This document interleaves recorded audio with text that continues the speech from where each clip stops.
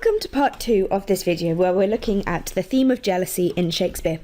Continuing on from the previous video, we're now going to take a look at The Winter's Tale and the themes of jealousy within this play. And although I'm only talking specifically about The Winter's Tale here, the themes and topics that I'm going to be talking about and Shakespeare's techniques are relevant to all of your set texts, so do listen up because what I'm saying can be relevant to other plays as well. So we're going to take a look at jealousy and the collapse of language. And if your set text is Othello, this one is very important to listen to, as this is a major theme in Othello as well as in The Winter's Tale. And then we're going to look at jealousy and blindness, and likewise this is a major theme of many of Shakespeare's plays. So firstly, let's take a look at jealousy and the collapse of language. Jealousy in both Othello and Leontes leads to the collapse of language.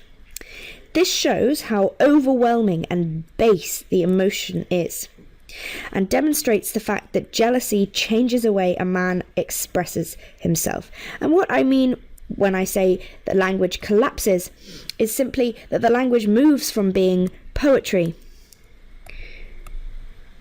and beautiful imagery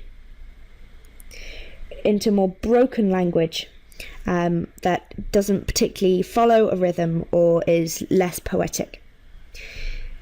Jealousy is an extreme emotion that changes you as a person, and this is evident in the change in language in both the characters of Othello and Leontes. The collapse of language is very important for the characterization and portrayal of a character's downfall. And as the character collapses, so does their language. And this is perhaps the most important point I'm making here, is that the character's fate is intrinsically linked with the language that they use.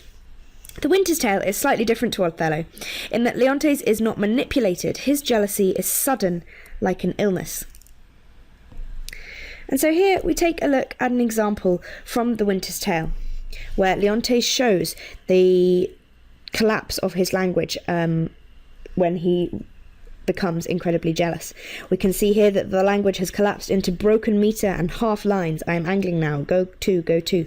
We can see as well that there is lots of exclamation, which shows the extremity of emotion. And here, this section has many clauses, so lots of sentences and phrases separated by commas and colons and semicolons, and this makes it repetitive, as well as the repetition of go play boy play. And the punctuation really breaks up the language, showing that his mental capacity is disintegrating. He's not able to think in longer sentences, and this shows the... Hey guys, I hope you enjoyed the video. If you're looking for an amazing A-level English literature resource, join me today in my series of engaging bite-sized video tutorials. Together, we will concisely cover all the important concepts required by your exam board specification, as well as practically apply what we have learnt through exam-style questions, focusing on how best to structure your answers in order to maximise marks. See you soon, and together, let's make A-level English literature a walk in the park.